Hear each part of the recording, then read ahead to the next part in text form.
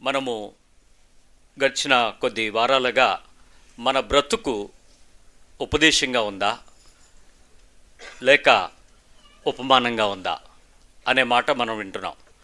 నిజానికి ప్రభు అనేకమైన విషయాలను విస్తారంగా మాట్లాడేటప్పుడు యేసుక్రీస్తు వారు మత్తయి, మార్కు, లూకా, యోహాను సువార్తల్లో ఆయన చెప్పినటువంటి ఉపదేశాలు ఉపమానాల రీతిగా మాట్లాడుతునేటప్పుడు భవిష్యత్తులో సంఘం ఇలా ఉంటుందని ఎవరూ ఊహించలేదు. చర్చిలో ఇలాంటి వాళ్ళు వస్తారు, లేక సహవాసంలో ఇలాంటి వాళ్ళు వస్తారు అని ఎవరికీ తెలియదు.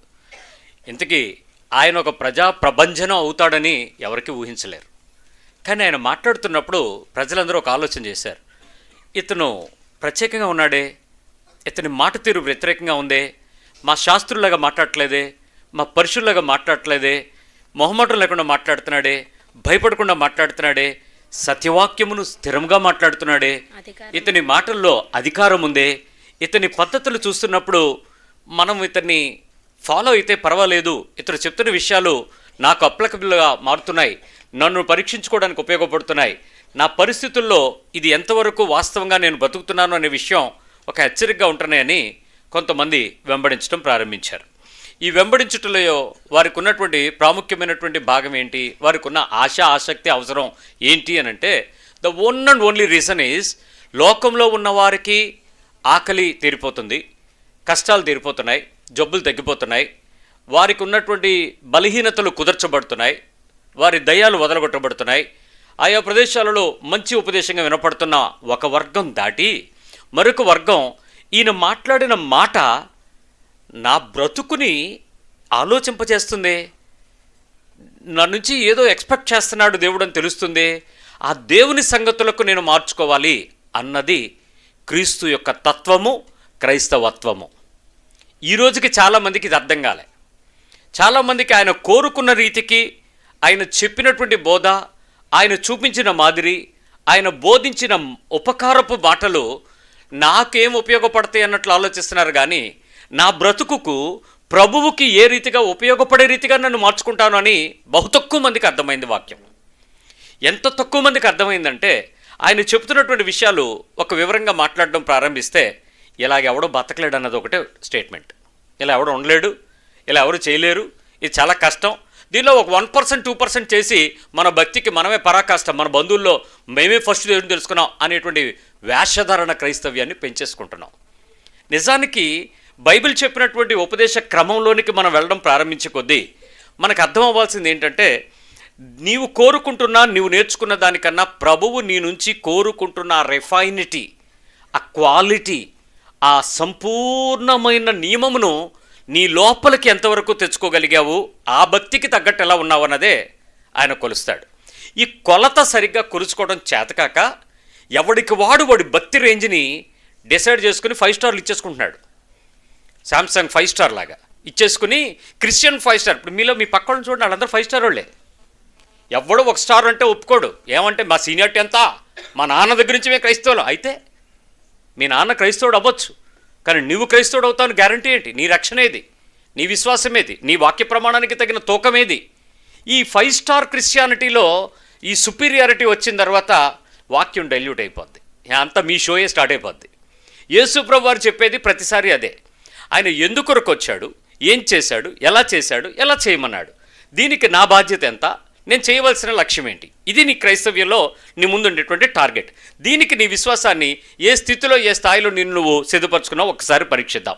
మనం గడిచిన వారం మోషే గురించినటువంటి, దేవుని ఇల్లంతట్లో నమ్మకస్తుడైనటువంటి మోషే గురించి ఒక ఉపదేశం విన్నాం. ఆ ఒక్క మాటలో ఒక్కసారి చూద్దామా? హెబ్రీయులకు రాసిన పత్రికలో 3వ అధ్యాయము 2 నుంచి 6 వచనాల మధ్యలో చెప్పినటువంటి సంఘటన ఒకసారి చదివేద్దాం. హెబ్రీయులకు రాసిన పత్రిక 3వ అధ్యాయము. దేవుని ఇల్లంతటిలో మోషే నమ్మకముగా ఉండినట్టు ఈయన కూడా తనను నియమించిన వానికి నమ్మకముగా ఉండెను. ఎవరు? యేసుప్రభు. ప్రతి ఇల్లును ఎవడైనా ఒకని చేత కట్టబడును, సమస్తమును కట్టినవాడు దేవుడే. ఇంటి కంటే దానిని కట్టినవాడు ఎక్కువ ఘనత పొందినట్టు ఈయన మోషే కంటే ఎక్కువ మహిమకు అర్హుడుగా ఎంచబడెను. మోషే కంటే ఎక్కువ మహిమకు అర్హుడుగా ఎంచబడెను. మోషే యొక్క మహిమ ఏంటో గడిచిన వారం మనం చూసాం. ఏంటి మోషే మహిమ? 10 సార్లు అవమానం గొప్ప కార్యాలు చేయటానికి పూనుకున్నాడు. బహు గొప్ప అవమానం పొందుకోవడానికి ఇష్టపడ్డాడు. ఎంత అవమానం పొందుతున్నా ప్రతిసారి దేవుని మాటకు జీ హుజూర్, చిత్తం మహాప్రభు, మీరు ఎలా చెప్తే అలాగండి, మీరు ఎలాగంటే అలాగండి, మీరు ఎలా పంపితే అలాగండి, మీరు ఏం చెప్తే అలాగేనండి అని వెళ్ళాడు. అక్కడ దేవతల మీద సవాల్ చేయాల్సి వచ్చినప్పుడు పౌరుషం, అక్కడ రాజు తన తండ్రి స్థానంలో ఎదిగినటువంటి రాజు దగ్గర పనిచేసినటువంటి వ్యక్తిత్వం దగ్గరికి వెళ్ళి అబాసుపాలు అవ్వటం, సిగ్గుపడటం, ఏమాత్రము నిర్లక్ష్యంగా భావించక again and again and again మళ్ళీ మళ్ళీ మళ్ళీ మళ్ళీ వెళ్ళి అదే అవమాన పాత్ర తీసుకోవటం ఎంత మహిమ. అయితే ఆయన చెప్తున్నాడు ఇప్పుడు చూడండి 5వ వచనం, ముందు చెప్పబో సంగతులకు సాక్షార్థముగా మోషే పరిచారకుడయుండి దేవుని ఇల్లంతటిలో నమ్మకముగా ఉండెను.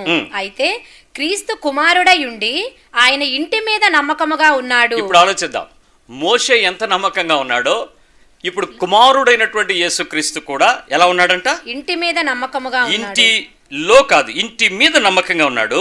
ధైర్యమును నిరీక్షణ వలన ఉత్సాహమును తుదమట్టుకు స్థిరముగా చేపట్టిన ఎడల మనమే ఆయన ఇల్లు. ఇప్పుడు మనము కూడా ఆయన ఇల్లులాగా మారాలంట.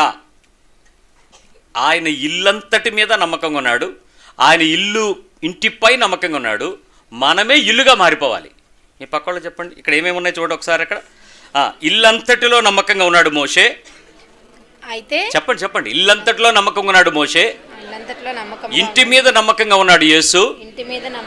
మనమే ఆయన ఇల్లు అయిపోవాలి. నేను అనలేదు ఆ మాట, హెబ్రీ పత్రిక గారు చెప్పాడు. మనము ఆయన ఇల్లు అవుతారా? రెడీగా మీరు ఆయన ఇల్లుగా మారతారా? ఆయన మీ ఇంట్లో నివసించడానికి మీరు మీ ఇల్లు, నేను అనేది మీ ఒళ్ళు మీ ఇల్లు అంటే రెండు సపరేట్ చేయట్లా.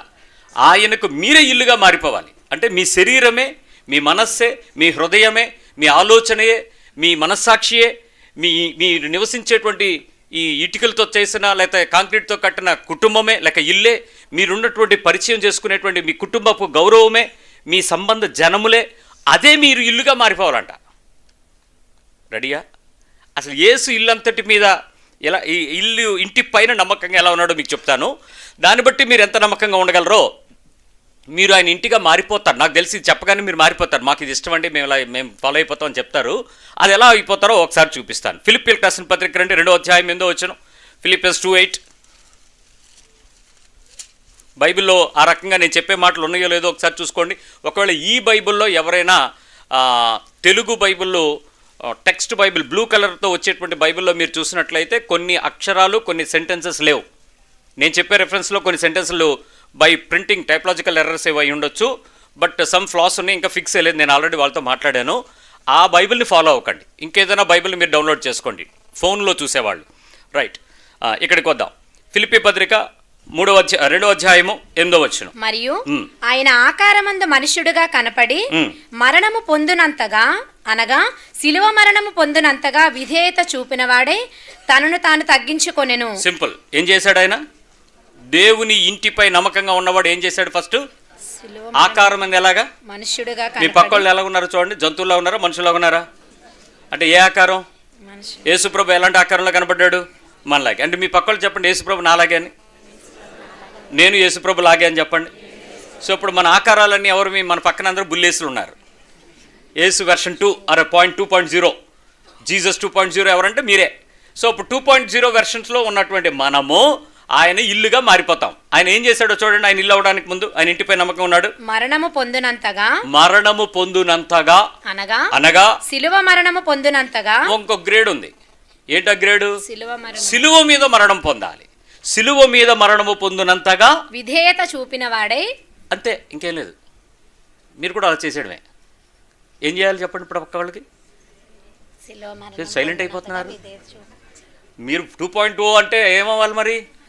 ఆయనలాగే మరణమొగునంతగా, శిలువ మరణగునంతగా విధేయత చూపించాలి. మీ పక్క వాళ్ళకి ఒక మాట చేసి చెప్పండి వాళ్ళకి, మనం ఇలా అయిపోవాలి, మరణం అయిపోవాలి, శిలువ మరణం పొందాలి, విధేయతతో కూడిన మరణం అవ్వాలి. నేను మళ్ళీ చెప్తాను, విధేయతతో కూడిన మరణం వేరు, శిక్షతో కూడిన మరణం వేరు. శిక్షించేటప్పుడు నేను రుజువు చేసుకోవడానికి నాకు టైం ఇవ్వండి అని అడగకుండా విధేయత చూపి నీ మీద మరణ శాసనం వేస్తున్నావు, నువ్వు వెళ్ళి చనిపోవాలనంటే యేసు ప్రభు రుజువు చేసుకోవడానికి ఎక్కడా కూడా తిరుగుబాటు చేయలేదు, టైం తీసుకోలేదు, అన్యాయపు తీర్పుల మధ్య నోరు తెరిచి తన డిఫెన్స్ ఇవ్వలేదు. So accepted. రెడీ అవుతారా? పిటిషన్ పెడతారా? సుప్రీంకోర్టుకి ఏమన్నా, హైకోర్టు జడ్జికి ఏమన్నా, లేకపోతే రాష్ట్రపతికి ఏమైనా క్షమాభిక్ష పిటిషన్ వేద్దామా? ఏం చేద్దాం? సిలువ మరణం అంతగా రెడీ అయిపోదామా? సరే, మీరు దీనికి యాక్సెప్ట్ చేశారు కాబట్టి రెండో విషయం చెప్తాను. హెబ్రీ 5:8 పత్రికల్లో ఆయన గురించి చెప్పిన మాటలన్నీ ఒకసారి వినేద్దాం.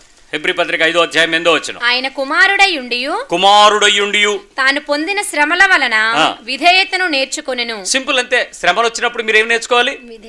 ఏడవకూడదు. చెప్పండి పక్క వాళ్ళకి, ఏడవద్దు, అరవద్దు, సాక్ష్యాలు చెప్పొద్దు, వాళ్ళ దగ్గరికి వీళ్ళ దగ్గరికి తగ్గు తీర్చమని వెళ్ళొద్దు. విధేయత నేర్చుకో. ఏ శ్రమ వలన నువ్వు నేర్చుకోవాల్సింది విధేయతే. మాట్లాడరు. శ్రమ తీర్చుకోమన్నాడా, విధేయత నేర్చుకోమన్నాడా? ఏ శ్రమ అయినా, అయితే పర్టికులర్ శ్రమ ఏమైనా ఉందా? ఎలాంటిదైనా యేసు ప్రభుకి ఎలాంటివి వచ్చాయి చెప్తాను, ఎలాంటివి వచ్చాయో. అలాంటి ఏది వచ్చినా నువ్వేం చేయాలి? చెప్పండి. నాకే ఎందుకు వచ్చిందని అడగాల.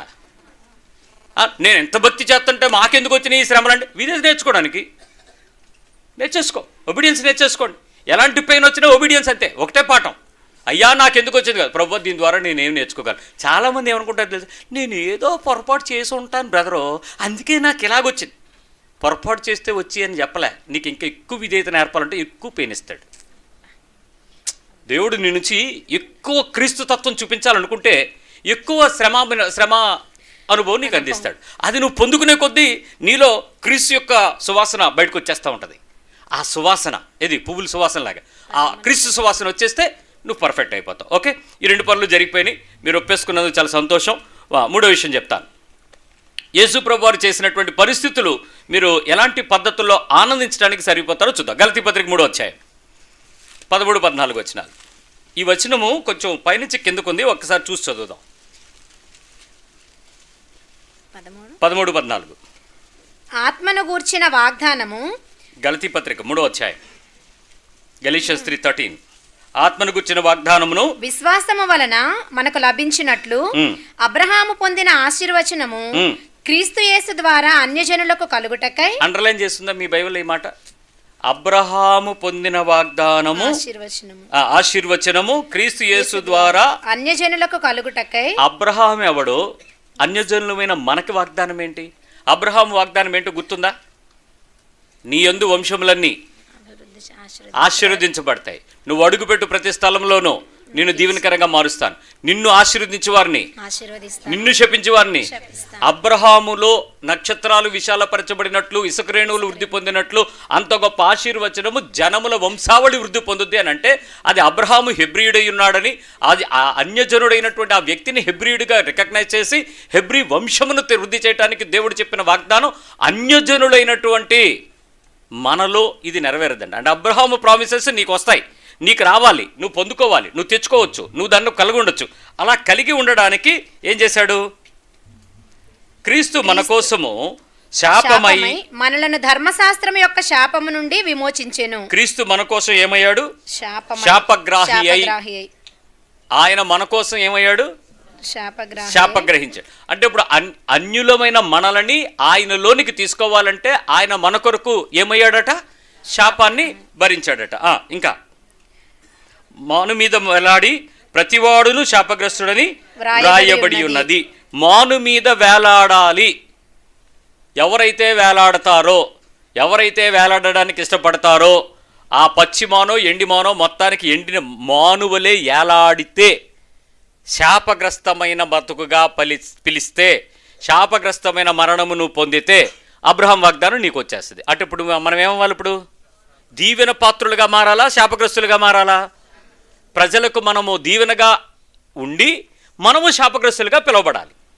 సో ఈ 3 పనులు మీరు చేసేయండి, మీరు చాలా దీవించబడిపోతారు. ఇప్పుడు యేసు ప్రభు తండ్రి ఇంటిపై ఎంత నమ్మకంగా ఉన్నాడో కొన్ని పదాలు మీకు చెప్తాను, ఒక్కొక్కటి చెప్పండి. మార్కు 10:45, మార్క్స్ వార్త 10వ అధ్యాయం 45వ వచనం ఒకసారి చూద్దాం. ఎందుకంటే చాలాసార్లు బైబిల్ని ఒక ప్యాటర్న్లో చదువుతాం, ఒక కన్సైజ్డ్గా ఒక దాని తర్వాత ఒకటి తెచ్చినప్పుడు మీకు కొత్త అభిప్రాయం వస్తుంది. మార్క్ 10:45 మనుష్య కుమారుడు పరిచారము చేయించుకొనుటకు రాలేదు కానీ పరిచారము చేయుటకును అనేకులకు ప్రతిగా విమోచన క్రయధనముగా తన ప్రాణమును ఇచ్చుటకును వచ్చెననెను. అండర్లైన్ చేయండి. మనుష్య కుమారుడి సహోదరుడునైన నేను. నా పేరు ఆలివ్ గ్రీన్ అను నేను, మనుష్య కుమారుని సహోదరి అయిన నేను, నీ పేరు డాష్ అను నేను.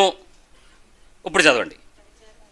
పరిచారము చేయించుకొనుటకు రాలేదు గాని పరిచారము చేయుటకును అనేకులకు ప్రతిగా విమోచన క్రయధనముగా. ఎవరికి ప్రతిగా? అనేకులకు ప్రతిగా. నువ్వు దేశం కోసం తర్వాత చచ్చిపోదు కానీ ముందు నీ కోసం నువ్వు చచ్చిపో, తర్వాత నీ ఇంట్లో వాళ్ళ కోసం చచ్చిపో చాలు. అనేకులకు ప్రతిగా విమోచన క్రయధనముగా నా ప్రాణం ఇచ్చుటకును నేను ఉండి తిని లేక వచ్చి తిని. ఈ పదం అర్థమైందా? చెవిగలిగిన వాడు వినుగాక. ఏమర్థమైంది ఇప్పుడు? అనేకులకు ప్రతిగా నువ్వేమవ్వాలి ఇప్పుడు? వినపట్లే. ఇక్కడ ప్రాబ్లం ఏంటంటే మీరు జావరు, మిగిలిన వాళ్ళని చంపి బతకడానికి ప్రయత్నం చేస్తారు. మిమ్మల్ని మీరు బతకడానికి ఎన్ని తిప్పలు పడతారో దానికి ఎంతమందిని చంపడానికి ప్రయత్నం చేస్తారు. నేను గెలవాలి, నా కొడుకు గెలవాలి, నా భార్య గెలవాలి, నా భర్త గెలవాలి, నా తండ్రి గెలవాలి, నేను గెలవాలి. అనేకులకు ప్రతిగా. అర్థం కాల? అనేకులకు ప్రతిగా, ఒకళ్ళు కాదు. ఇంతకీ యేసు ప్రభు చనిపోయేటప్పుడు నువ్వే కాస్టు, నువ్వే కలరు, నువ్వే గ్రామం, ఏ ప్రాంతం చూశాడా? నువ్వెవడో తెలియకుండా నీకోసం కూడా చనిపోయాడా? ఇప్పుడు నువ్వేమనుకుంటాడు? మా వాళ్ళ కోసం నేను చనిపోతే పర్వాలేదు కానీ ప్రభు అన్నాడు నువ్వెవడో తెలియనోడి కోసం సావాలి రెడీగా. అంటే నిన్ను కొడితే అవతలోడు సంతోషించాలా, అందుకు కొట్టించుకోవాలా. నిన్ను తిడితే అవతలోడు తృప్తి పొందాలా, అందుకు నువ్వు తిట్టించుకోవాలా. నిన్ను అవమానం చేసే అవతలోడు గొప్ప అయిపోతూ ఉండాలి, ఆడు గొప్ప అయిపోవడం కోసం నువ్వు అవమానం అయిపోవాలి. అనేకుల కొరకు విమోచన క్రయధనం అంటే అది. అంటే నువ్వు పడే బాధ, నువ్వు పడే అవమానం, నువ్వు పడే సిలువ, నువ్వు పడే వేదన అవతల వ్యక్తులకు పండుగ. అనేకులకు పండగ అవ్వాలంటే నేను పోగొట్టుకోవాలి. అనేకులకు విమోచన క్రయధనంగా. యేసుక్రీస్తు దేవుని ఇంటిపై నమ్మకంగా ఉన్నాడు. మనం ఆయన ఇల్లు. మోషే ప్రతీకగా ముందు నడిచాడు. మనం ఇప్పుడు చేయాల్సిన పని ఏంటంటే, నువ్వు గొప్ప అయిపోవడానికి యేసుప్రభు దగ్గరికి వచ్చి చప్పట్లు కొట్టే ఏ సంఘంలో దూరావో ఆ సంఘము నిన్ను నరకానికి తీసుకుపోద్ది. జాగ్రత్త. ఏ ప్రదేశంలోకి వెళ్ళి దేవుని మాట విని నా బ్రతుకులో అవమానపు పాత్రను నేను పొందుకోవడానికి ఇష్టపడే రీతిగా నా జీవితాన్ని వదులుకుంటానో అక్కడ నువ్వు తలగా హెచ్చించబడి దేవుని ఇంటిపై నమ్మకంగా మారుతావు. జాగ్రత్త. తెలుసుకో నువ్వే. రెండో విషయంకి వస్తున్నా. ఆయన ప్రారంభం ఎలా జరిగిందో చెప్తాను. యోహాను సువార్త 1వ అధ్యాయం 10వ వచనం. జాన్ 1:10. జాన్ 1:10. 1వ అధ్యాయం 10వ వచనం. ఆయన లోకములో ఉండెను, లోకం ఆయన మూలముగా కలిగెను. లోకమునకు క్రియేటర్ ఆయనే, ఆయన మూలముగా కలిగెను. కానీ లోకం ఆయనను తెలుసుకొనలేదు. ఏంటి? లోకం ఆయనను. ఎంత మర్యాద అండి ఇది! ఆయన లోకంలోకి వచ్చాడు, ఆయన వలన లోకాన్ని క్రియేట్ చేశాడు. ఈ చెట్టు, చేమ, పుట్ట, చెరువు, గట్టు, కొండ, నేల మీద ఉన్న ప్రతి క్రిమి, ప్రతి కీటకము, ప్రతి పరుషుడు, ప్రతి మనిషి, ప్రతి జంతుజాలము యేసు వలన కలిగాయి. ఆయన మాట వల్ల కలిగాయి, ఆయన చేతుల వల్ల కలిగాయి, ఆయన ఊపిరి వల్ల కలిగాయి. అంతా ఎదురుగా ఉంది. అయితే ఏం చేయలేదంట? లోకము ఆయనను తెలుసుకొనలేదు. ఆయన తన స్వకీయుల యొద్దకు వచ్చెను, ఆయన స్వకీయులు ఆయనను అంగీకరింపలేదు. ఇప్పుడు ఎంత అవమానంగా ఉంటుందండి. తన సొంత మనుషుల దగ్గరికి వచ్చాడట, వాళ్ళని ఏం చేయలేదు, ఆయన్ని అంగీకరింపలేదు. నువ్వు కూడా మీ సొంత వాళ్ళ దగ్గరికి వెళ్తే అంగీకరించబడకపోతే నువ్వు వాళ్ళ మీద కోర్టులో కేసేసి లేకపోతే గొడ్డలు పట్టుకెళ్ళి నరికేయాలని అనిపించదు? ఇంటికి వచ్చానే, పెళ్ళికి వచ్చాను, నన్ను పలకరించలేదు, ఇంక జీవితంలో చచ్చిపోయాక నీ గుమ్మం తొక్కరాను కదా నువ్వు చెప్తావు. ఆయన ఏమన్నాడు? ఆయన అంగీకరించలేదంట సొంత జనాలు. కానీ వాళ్ళ కోసం ప్రాణం పెట్టాడా లేదా? వాళ్ళని విమోచనానికే వచ్చాడా లేదా? ఆయన విమోచన, యేసు ప్రభు విమోచనలో మొదటి పార్టీ ఎవరు? జూయిష్ పీపుల్, యూదులే కదా. వాళ్ళ కులమే కదా, వాళ్ళ జనమే కదా, వాళ్ళ ప్రజలే కదా, వాళ్ళ లోకమే కదా. వాళ్ళ తర్వాత మనం కదా దత్తత. అలాంటి వాళ్ళు అవమానపరిస్తే, అలాంటి వాళ్ళు పట్టించుకోకపోతే మోషే నోరు మూసుకుని ఎలా దేవా నువ్వు ఇష్టమైతే ఎక్కడ పంపిస్తే అక్కడ పంపన్నాడు. ఈయన ప్రారంభంలోనే లోకంలోకి వస్తే లోకంలో ఎవడో అంగీకరించలేదంట. ఆయన సొంత జనం పట్టుకోలేదంట. ఆయన నమ్ముతున్న దేవుడు, ఆయన విశ్వసిస్తున్న దేవుడు, ఆయన దేవుని కుమారుడు, దేవుని ఇంటిపై నమ్మకస్తుడు. మనం ఆయన ఇల్లు, మన స్వకీయులు మనల్ని వదిలేస్తే మన వాళ్ళని వదిలేద్దామా? మన వాళ్ళ కోసం వెళ్ళిపోదామా? మాటలు లేవు. మాట్లాడండి. మీ సొంత మనుషులు మిమ్మల్ని ఏదో పరిస్థితి రీత్యా, నిజానికి వాళ్ళు వదిలేయడానికి పెద్ద కారణం ఏమి ఉండదు, మనం ఏదో పెద్ద పని చేయకపోతే. మనకు నచ్చిన పద్ధతిలో మనం ఎన్ని ఆశలు వేసేస్తాం. అక్కడికి వచ్చి మనం ఏదో పెద్ద స్వనీతి పరులాగా వాళ్ళందరూ తప్పులు, నేను పర్ఫెక్ట్ పరిశుద్ధుడు నేనే అన్నట్టు ఆశలు వేస్తాం. నువ్వు ఇక్కడ ఎంత పరిశుద్ధుడని యేసునే స్వకీయులు వదిలేశారు. ఆయనలో ఏ పాపం లేదు, ఆయన నోట ఏ కపటం లేదు. ఆయన లోకంలోకి వెళ్ళేటప్పుడు ఏ రకంగా ఎవరి చేత నాలో పాపం ఉందని రుజువు చేయగలరని చెయ్యెత్తమంటే ఎవడో చెయ్యెత్తలేకపోయాడు. అలాంటి పరిశుద్ధుడైనటువంటి ఆయన్ని తృణీకరించినప్పుడు ఆయన ఇల్లుగా మారాలనుకుంటే ఫస్ట్ నీ స్వకీయుల చేత నువ్వేం చేయబడాలి? అంటే నువ్వు చేసే పనులను బట్టి తృణీకరించబడితే అది తప్పు, అది సాతాను సంబంధివి. నువ్వు శాపగ్రస్తుడు అయి ఉండేటట్లుగా నిన్ను ట్రీట్ చేసి, నిన్ను సిగ్గుపరిస్తే, నిన్ను అవమానపరిస్తే, నిన్ను ఫూలిష్గా చేస్తే, నిన్ను నెగ్లెక్ట్ చేస్తే, నిన్ను వదిలేస్తే, అప్పుడు నువ్వు దేవుని ప్రకారమైనటువంటి ఇంటిపై నమ్మకంగా నువ్వు కూడా మారిపోవచ్చు. స్వకీయులు అండి, సొంత మనుషులు యాక్సెప్ట్ చేయకపోతే నీకు ఎలా ఉంటుంది? నీ భక్తిని, స్త్రీలైనటువంటి మీ భక్తిని మీ ఆయన చేసేవాళ్ళ డోర్మి చాలు అన్నాడు అనుకో, ఎలా ఉంటుంది నీకు? వీడు భక్తి చేయడు, వీడు ప్రార్థన చేయడు, వీడు విశ్వాసంలోకి రాడు, వీడు చర్చికి రాడు, వీడు నన్ను మళ్ళీ ఇలా ప్రభువా ఈ నోరెందుకు అలా లేపుతున్నావు అంటే ప్రభు ఏమంటాడు తెలుసా? నువ్వు సావు, నువ్వు చచ్చిపో, ఆ సంగతి తర్వాత మాట్లాడదు, నువ్వు చచ్చిపో, నువ్వు మూసుకో కాంగుంటు. భక్తిగా ప్రార్థనకు వచ్చి చర్చిలో అన్ని పనులు చేసి నమ్మకంగా ఉండి యథార్థంగా ఉండి సత్యంగా ఉండి ఇంటికి వెళ్ళి ఆవిడ ఏమన్నా భరిస్తూ ఎలాంటి పరిస్థితుల్లో అనుమానిస్తున్నా సైలెంట్గా ఉండి ఒకటే దేవుడు చచ్చిపోమన్నాడు, దేవుడు ప్రేమించమన్నాడు, దేవుడు దహించమన్నాడు, దేవుడు ప్రేమించమన్నాడు, దేవుడు అంత బుద్ధిగా ఉంటే ఆవిడంటది నువ్వెందుకు ఎవరి కోసం వెళ్తున్నావో చర్చికి నాకు తెలుసులే. దాని అర్థం ఏంటి ఆ మాటకి? నువ్వు చర్చికి ఎందుకు ఎవరి కోసం వెళ్తున్నావో తెలుసులే అంటే ఈ మనిషి ఎందుకు వెళ్ళాలనిపిస్తుంది దేవుడి దగ్గర చెప్పండి. నేను వెళ్ళేది దేవుడే, నువ్వు నన్ను అనుమానిస్తున్నావే, చచ్చిపో, ఇక్కడ మనకు చచ్చిపో. దేవుని ఇల్లు అలాగే అంటారు, నువ్వు అవమానం పొందడానికే పిలువబడ్డావు. స్వకీయులు నీ మీద ఇలాంటి మాటలే మాట్లాడతారు. అలా అన్నప్పుడే నువ్వు సంతోషంగా ఉండు, ఆనందించు, లోపల కక్షగట్టకు, ప్రార్థనలు తెగ ప్రార్థన చేసేస్తావు, చేయకు. నువ్వు ఏ ప్రార్థనకే సమాధానం రాదు. ఆ ప్రార్థనకు నీ హృదయంలో నుంచి దేవునికి ఇష్టంగా నువ్వు భరిస్తున్నావా లేదా అదొకటే చూస్తాడు, యాక్సెప్టెడ్ ఆర్ నాట్. నాకు ఇష్టం లేదు, మీ ఇష్టం. మూడో విషయం చెప్తాను రండి. మత్తయి సువార్త 13వ అధ్యాయం, Matthew 13:53. చిన్న ప్యాసేజే కానీ చాలా మంచి విషయం ఇక్కడ ఉంటుంది. ఇది మనం ఇంతకుముందు టచ్ చేసిన విషయాలే, ఒకసారి వద్దాం. 13వ అధ్యాయం మత్తయి సువార్త 13వ అధ్యాయము 53వ వచనం దగ్గర నుంచి ఒక చిన్న విషయం. యేసు ఈ ఉపమానములు చెప్పి చాలించిన తరువాత ఆయన అక్కడి నుండి వెళ్ళి స్వదేశమునకు వచ్చి సమాజ మందిరములో వారికి బోధించుచుండెను. ఏ ఊరు వెళ్ళాడు? ఏ ఊరు వచ్చాడు? వేరే ఊరు నుంచి ఆ స్వదేశంకి వచ్చాడు. సొంత ప్రదేశం, సొంత దేశం, ఓన్ మదర్లాండ్. ఏం చెప్తున్నాడో చూద్దాం. ఆ బోధించుచుండెను. అందువలన వారు ఆశ్చర్యపడి ఈ జ్ఞానమును ఈ అద్భుతములను ఇతడికి ఎక్కడి నుండి వచ్చినవి? ఇతడు వడ్లవాని కుమారుడు కాడా?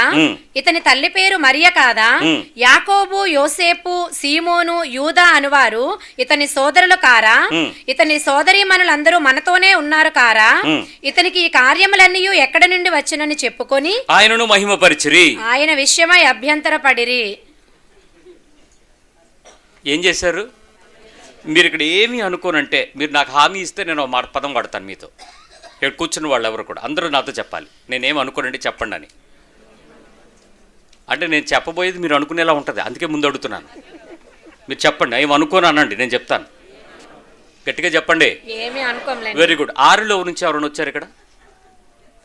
6లో ప్రాంతం నుంచి వచ్చిన వాళ్ళు ఉన్నారా? Very good, very good, very good. క్షమించండి, పదం నేను మీకు అర్థం అవడానికి చెప్తాను. 6వ కాలనీని విశాఖపట్నంలో మున్సిపాలిటీ వాళ్ళు ఎందుకు ఇచ్చారో తెలుసా మీకు? చావులమధు జంక్షన్లో రెడ్ లైట్ ఏరియా అని పేరు. విపరీతమైనటువంటి వ్యభిచారం జరిగేటువంటి ప్రాంతం చావులమధు ఏరియా. అంటే మీరు రైల్వే స్టేషన్ నుంచి జ్ఞానాపురం వెళ్ళేటువంటి ఆ టర్నింగ్ ప్లేస్, ఆ లొకేషన్ అంతా కూడా రాత్రి చీకటి పడేటప్పటికీ విపరీతమైనటువంటి వ్యభిచారం జరిగించడానికి 1,000 మంది స్త్రీలు ఆ ప్రదేశంలో ఉండేవారు. ఈ రైల్వే స్టేషన్లోకి వచ్చేటువంటి వ్యక్తులు చుట్టుపక్కల ప్రాంతంలో వ్యభిచార కేంద్రంగా ఉండేటువంటి ప్రాంతం. ఈ ప్రాంతంలో ఉండేటువంటి వాళ్ళందరినీ డిటి నాయక్ కమిషనర్గా వచ్చినప్పుడు అసలు ఈ వ్యభిచార వృత్తిలో ఉండే వాళ్ళందరినీ కూడా రాత్రికి రాత్రి రైడ్ చేసి తీసుకెళ్లి స్టేషన్లో కూర్చోబెట్టాడు. అందరినీ కూర్చోబెట్టి మున్సిపల్ కమిషనర్సు, పోలీస్ కమిషనర్సు, ఆ డిఎంహెచ్ఓ అందరినీ తీసుకొచ్చి వాళ్ళందరికీ టెస్టులు చేయించేశారు. టెస్టులు చేయించి ఎవరికి హెచ్ఐవి ఉందో వాళ్ళందరినీ కూడా రికార్డ్ చేసి మీ అందరికీ 107 గజాలు స్థలం ఇస్తాను, మీరందరూ బతకడానికి ఇల్లు లేక ఈ తప్పుడు పనులు మీరు చేస్తున్నారు, మీ అందరికీ నేను కాలనీ నిర్మిస్తాను, మీరు ఆ ప్రదేశంలోకి వెళ్ళిపోండి అని చెప్పి ఈ కొండ వెనక భాగంలో ఆ రిజర్వాయర్ దాటి వెనక్కి తీసుకొచ్చి 107 గజాలు ప్లాట్లు వేసి ఆ ప్రదేశంలో వీళ్ళందరూ ఉండడానికి అక్కడ పంపించాడు. ఆ ప్రాంతంలో కాలనీ అంతా డెవలప్ అయ్యేందుకు కష్టపడి మున్సిపాలిటీ వాళ్ళు రోడ్లేసి, కరెంట్ ఇచ్చి, వాటర్ ఫెసిలిటీస్ ఇచ్చి, మీరు ఏ ప్రాబ్లం అయినా మీరు ఏదో ఒక పని చేసుకోవడానికి ఉపయోగపడేలాంటి కొంత సమృద్ధినిచ్చి, సంఘాలను ఏర్పరిచి, వాళ్ళకి సెల్ఫ్ ఫైనాన్సింగ్ ఏర్పాటు చేసి మీరు బ్రతకండి అన్నాడు. ఇప్పుడు ఆ ప్రదేశంలో నుంచి వచ్చే వాళ్ళు ఎలాంటి వాళ్ళు ఉంటారని మనం ఇప్పుడు ఊహించవచ్చు, చెప్పండి. ఎలాంటి వాళ్ళు? ఏం చెప్పడానికి భయపడుతున్నారా? ఎలాంటి వాళ్ళు అక్కడికి వెళ్ళారు? అలాంటి వాళ్ళే కదా అక్కడి నుంచి వస్తారు. అలాంటి ప్రదేశము నజరేతు. ఏ ఊరిలోనైనా దొంగతనం చేసినా, దోపిడీ చేసినా, అనారోగ్యకరమైన, మైగ్రేట్ అయినా, బయటకు చెప్పుకోలేని, ఇంటర్ రిలేటెడ్, ఇంటర్ కమ్యూనియల్ జీవితాలు కలిగి ఉన్నటువంటి ప్రజలు నివసించేటువంటి ప్రదేశం నజరేత్. అలాంటి ప్రదేశంలో నుంచి మంచిది వస్తుందంటే ఎక్స్పెక్ట్ చేస్తారా మీరు? ప్రారంభంలోంచి నేను ఇప్పుడు మంచిది వస్తుందంటే మీరు ఎక్స్పెక్ట్ చేస్తారా? అది ఎంత అవమానకరమైనటువంటి మాట అది. అలాంటి దాని నుంచి మంచిది ఏమైనా వస్తుందా? సరే, ఇప్పుడు ఈయన కార్పెంటర్ పని చేసుకుని బతికాడు ఆ ప్రదేశంలో కష్టపడి. ఎందుకంటే వీళ్ళు వచ్చేటప్పటికే సొంత ప్రదేశపు భూభాగం హక్కుని స్వాతంత్రించుకునేలాగా లేదు. ఆల్రెడీ అది వాళ్ళు రోమా సామ్రాజ్యం ఆక్యుపై చేసేసింది. జెరూసలేంలో వీళ్ళ ఓన్ ప్లేసెస్ వాళ్ళకి ఇవ్వడానికి లేదు, ఎవరు కూడా ట్యాక్స్ కడుతున్నారు ఇప్పుడు. అలాంటి పరిస్థితుల్లో యేసుక్రీస్తు వారు వచ్చి సొంత ప్రదేశానికి వచ్చి ఎక్కడైతే బతికాడో, ఎక్కడైతే పెరిగాడో, ఎక్కడైతే తిన్నాడో, ఎక్కడైతే తిరిగాడో, ఎక్కడైతే బల్లలు చేసి అమ్మాడో, ఎక్కడైతే చేపలు పట్టడం నేర్చుకున్నాడో, ఎక్కడైతే వీధుల్లో ప్రయాణం చేశాడో, ఎక్కడైతే అన్నదమ్ములు అక్కచెల్లెలతో కలిసి ఉన్నాడో అక్కడికి వచ్చి సడన్గా ఉపదేశం మొదలెట్టాడంట. వాళ్ళందరూ ఏమన్నారు అప్పుడు? ఈయన విషయమై ఏం చేశారు? అభ్యంతరపడ్డారు. ఒరే, నువ్వెవడో మాకు తెలుసులేరా, పెద్ద నీతి కబుర్లు ఆడకరా. ఇప్పుడు మీ పిల్లలు ఇలా మాట్లాడేస్తే సడన్గా అక్కడి నుంచి వచ్చిన వాళ్ళు ఎవరైనా, 6 రోజుల నుంచి ఆ ప్రాంతం నుంచి వచ్చిన వాళ్ళు ఎవరైనా, మనం కాదు, మనం అంటే ఇప్పుడు ఇల్లు కొనుక్కున్నాం, కట్టుకున్నాం, అది వేరే విషయం. ఆ తరంలో ఉండేటువంటి వారి తాలూకా పిల్లలు వస్తే ఎవరైనా సమాజంలో హర్షిస్తారా, అభ్యంతరపడతారా? ఇప్పుడు అది ఘనత, అవమానమా? వాడి ఇంటికి వెళ్ళి అమ్మ నన్ను ఇలాగ అన్నారే అని అంటే వాళ్ళ అమ్మ ఎంత బాధపడుతుంది, వాళ్ళ నాన్న ఎంత బాధపడతాడు? యేసు ప్రభువు యొక్క సొంత గ్రామంలో, సొంత పట్టణంలో, సొంత ప్రదేశంలో మాట్లాడడం ప్రారంభిస్తే ఆయన అంటున్నారు, ఆయన విషయమై అభ్యంతరపడిరి. అక్కడ వాళ్ళ అమ్మ పేరు చెప్పారు, వాళ్ళ అక్క పేరు చెప్పారు, వాళ్ళ అన్న పేరు చెప్పారు, వాళ్ళ తమ్ముడి పేరు చెప్పారు, వాళ్ళందరి పేర్లు చెప్పి ఆడెవడరా, ఆడి మాటలు వింటారేంట్రా మీరు? ఇదేమన్నా ఘనత, అవమానమా? ఇది ఆయన బ్రతుకు.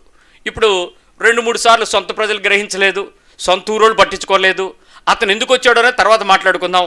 ఇలాంటి పరిస్థితుల్లో ముందుకెళ్తే ఎలాంటి పరిస్థితులు ఫేస్ చేశాడో చెప్తారు. లూకా 4.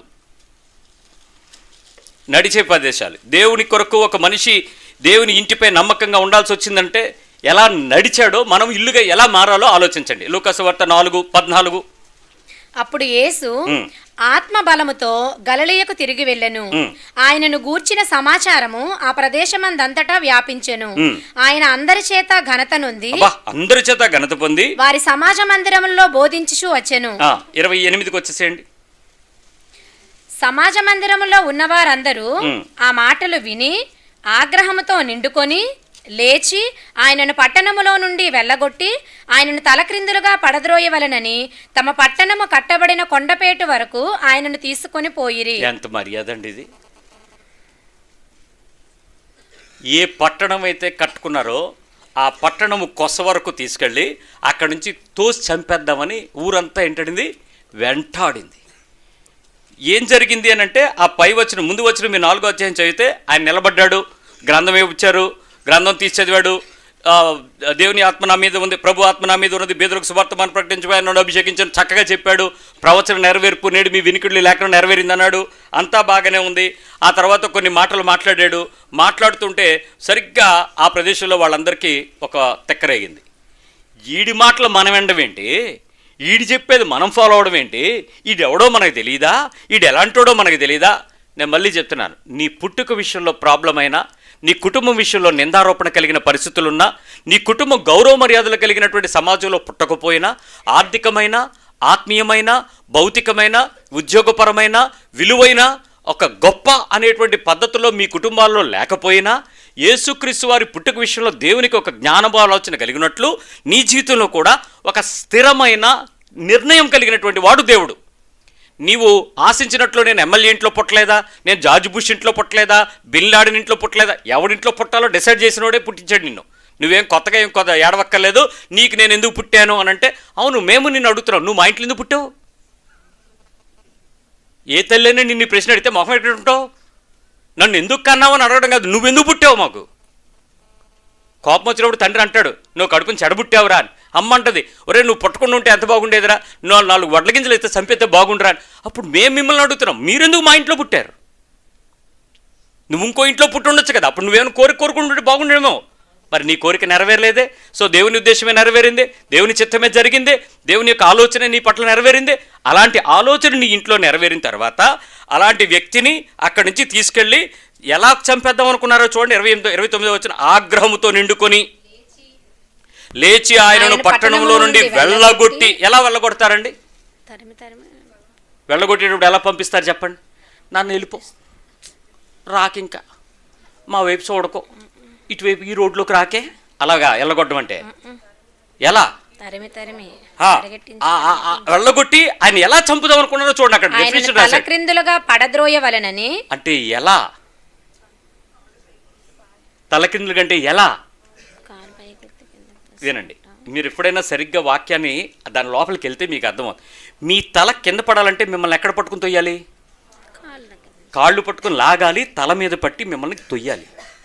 మెడ మీద పెట్టి తోసామంటారు చూసారా, ఆయన్ని పరిగెత్తుకుంటూ వెళ్ళి తల మించి కిందకు తోస్తే తల ఎక్కడ పడద్దప్పుడు? కిందకు పడదు. అలా తిరగేయటానికే ట్రై చేస్తున్నారు. కాళ్ళు పట్టుకోవడానికి దొరుకుతాడు, ఇటాన్ని పరిగెడతాడు. దొరికించుకుని తల మీద కొడుతూ తిరగేసేసి ఎలాగైనా పడేసేది, ఎలాగైనా చంపేయాలి. ఒకవేళ అలాంటి పరిస్థితి అయితే మనం పోలీస్ కమిషనర్ ఇంటికి వెళ్ళిపోము, పరిగెత్తుకుంటూ అలాగ వెళ్ళిపోయి బాక్షి గారి దగ్గరికి వెళ్ళి, సార్ నమస్కారం నన్ను చంపేస్తున్నారు వీళ్ళని, లేదా వీడియో తీసి ఫేస్బుక్లో పెట్టి ప్రొటెక్ట్ మీ అని ప్రెసిడెంట్కి ట్యాగ్ చేసి ఎక్స్లో పెట్టేము. యేసుప్రభు ఏమంటున్నాడు? సైలెంట్. అవమానానికి పిలువబడిన వ్యక్తి, అవమానానికి ఏర్పరచబడిన వ్యక్తి, అవమానం పొందుటకు దేవుని ఇంటిపై నమ్మకంగా మారిన వ్యక్తి, ప్రతీకగా ఉన్న మోషే పొందిన అవమానాన్ని గుర్తుపట్టి అలాంటి పరిస్థితి నా భవిష్యత్తులో ఉంటే నేను ఎలా ఫేస్ చేయాలని మొదటి నుంచి తన జీవితం గురించి ఏర్పాటు చేసుకొని ఒక క్రైస్తవ విశ్వాసంలోకి వస్తే నిన్ను గణపరుస్తున్నట్లుగా గణపరుస్తూనే వెంబడియే ఏం జరుగుద్ది? నీ మీద అవమానం జరుగుద్ది, దాడి జరుగుద్ది, నిన్ను చంప చూస్తారు, నిన్ను త్రోయి చూస్తారు, నిన్ను తలకిందులుగా చేయాలనుకుంటారు. నువ్వు అనుకున్నా, నువ్వు కట్టుకున్న ప్లాట్ఫామ్ ఒక్కసారిగా కూడిపోద్ది. Are you ready? దేవుని ఇంటిగా మారిపోతావా? నెక్స్ట్ కిందకు వచ్చేయండి. మత్తయి సువార్త 8వ అధ్యాయంకి రండి, 28వ వచనం. మాథ్యూ 8:28. ఆయన అద్దరినున్న గదరేనీయుల, మత్తయి సువార్త 8:28 నుంచి అద్దరిలో ఉన్నటువంటి గదరేనీయుల ప్రదేశంకి వెళ్ళాడు. దెయ్యములు పట్టిన 2 మనుషులు సమాధుల్లో నుండి బయలుదేరి ఆయనకు ఎదురుగా వచ్చిరి. వారు మిగులు ఉగ్రులైనందున ఎవడును ఆ మార్గమున వెళ్ళలేకపోయెను. వారు, ఇదిగో దేవుని కుమారుడా, నీతో మాకేమి? కాలం రాకమునిపే మమ్మను బాధించుటకు ఇక్కడికి వచ్చితివా అని కేకలు వేసిరి. వారికి దూరమున గొప్ప పందుల మంద మేయుచుండగా ఆ దెయ్యములు నీవు మమ్మను వెళ్ళగొట్టిన ఎడల ఆ పందుల మందలోనికి పోనిమ్మని ఆయనను వేడుకొనెను. సో 33 పొమ్మనాడు, వెళ్ళిపోయినాయి, అవన్నీ చచ్చిపోయినాయి. తర్వాత 34. ఇదిగో ఆ పట్టణస్థులందరూ యేసుని ఎదుర్కొని వచ్చి, అసలు యేసుని ఎదుర్కొని వచ్చి ఆయనను చూచి తమ ప్రాంతములను విడిచిపోమ్మని ఆయనను వేడుకొనిరి. ఏం చేశారు? మీరు ఆ సిచ్యువేషన్ సినారియో ఒకసారి ఊహించండి. 4వ క్లాసు 3వ క్లాసు నుంచి 8, 9, 10 చదువుతున్న పిల్లలు వాళ్ళు ఎవరున్నారు ఇక్కడ? 4th క్లాస్ పైన ఉన్నటువంటి పిల్లలు కలిగి. Very good. మీరు పేరెంట్స్ అయ్యి ఉంటే, అక్కడ దయ్యాలు పట్టిన వాళ్ళు 2 తిరుగుతుంటే, ఉగ్రత కలిగిన వాళ్ళు ఉంటే, మీ పిల్లల్ని ఆ దారిలో తీసుకెళ్తారా? 4వ క్లాసు లోపు ఏంటంటే ఆడేదో చేస్తుంటే వీళ్ళు చూస్తుంటారు, వీళ్ళకి ఆ భయము పోవడం ఉండదు, వీళ్ళకి తెలియదు. 4th క్లాస్ వచ్చేటోడికి మీరు ఆల్రెడీ రాత్రి చీకట్లో దయ్యమని భయపెట్టేసిన భయాలు, వాళ్ళు చదివిన కథలు, ఈ చూసిన ఫిలిమాలు, ఈ వీడియోలు బట్టి ఆడికి భయం అంటే ఏంటో దయ్యం అంటే ఏంటో తెలిసిపోద్ది. సో 4th క్లాస్ ప్లస్ వాడికే భయం ఉంటుంది తప్ప బిలో వాడికి ఏం భయం ఉండదు. మీరంటే భయం. ఆ పిల్లలకి దయ్యాలంటే భయం ఉండదు, మీరంటే భయం. ఎందుకో తెలుసా? మీ నోట్లో దయ్యాలు ఉంటాయి. మీరేమంటారు? అమ్మో బూచి వచ్చేస్తుందంటే మీ నోరు బూచి, ఆడికి బూచి ఎలా ఉంటుందో తెలీదు. అది మీరే దయ్యాలు తప్ప వాళ్ళకి ఏడు దయ్యాలు ఉండవు. 4th క్లాస్ తర్వాత మీరు చెప్పిన మాట ఏంటంటే ఆల్రెడీ స్కూల్కి వెళ్ళిపోతాడు.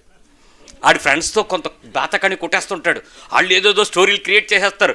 వాళ్ళకి మీరు ఎంత పిచ్చోళ్ళే, వాళ్ళే పెద్ద తెలివైన వాళ్ళు, ఒక కొత్త మ్యూజియం తయారైపోద్ది వాళ్ళకి. ఇప్పుడు ఆడొచ్చి చెప్తాడు. అలాంటి ఉగ్రులైనటువంటి దయ్యాలు పట్టిన భయంకరమైనటువంటి పరిస్థితుల్లో ఉండేటువంటి వ్యక్తుల దగ్గరికి ఎవడైనా వెళ్ళడానికి ఇష్టపడతాడా? ఆడు ఎప్పుడైనా పట్టణంలోకి రాకుండా ఉంటారా? పోనే వాళ్ళు దయ్యాలు పట్టిన వాళ్ళు ఏ రోజు ఎక్కడ ఉంటాడో ఆడికే తెలియదు. తిరుగుతూ ఉంటాడు, పిచ్చి పిచ్చిగా తిరుగుతుంటాడు. మీరు బస్ స్టాండ్లో తిరుగుతూ ఉంటారు కదా, ఎవరన్నా వాళ్ళ దగ్గరికి వెళ్ళి ప్రైజ్ లార్డ్ అని ముద్దెడతారా? మాట్లాడరా? మీ పిల్లల్ని ఒరే నువ్వు వెళ్ళరా ఆడికి వెళ్ళి అన్నం పులిహార ప్యాకెట్ ఇచ్చి అని పంపించగలరా? ఎంత భయం మీకు. నేనే మీకు చెప్తాను, అలాంటి వాళ్ళ దగ్గరికి ఎప్పుడు వెళ్ళి చేయలేయడం కానీ, ప్రార్థన చేయడం కానీ, నేనున్నాను నీకు ఎందుకని చెప్పి పట్టేసుకోవడం కానీ అలాంటి పిచ్చి పనులు చేయకండి. ఆడివన్నీ వదిలేస్తే మీ పట్టేతాయి. ఇప్పుడు మీరు మీ పిల్లల్ని పంపుతారా? అసలే దయ్యాలు శానా, ఒకటి కాదు ఇద్దరు కొన్ని వేల మంది. అలాంటి బలహీనత కలిగినటువంటి ఊరికి, ఆ ప్రాంతంలోకి ఎవ్వరూ వెళ్ళకపోతే పందుల్ని పెంచుకునే వాళ్ళు అక్కడికి వెళ్ళి మేపుతున్నారు.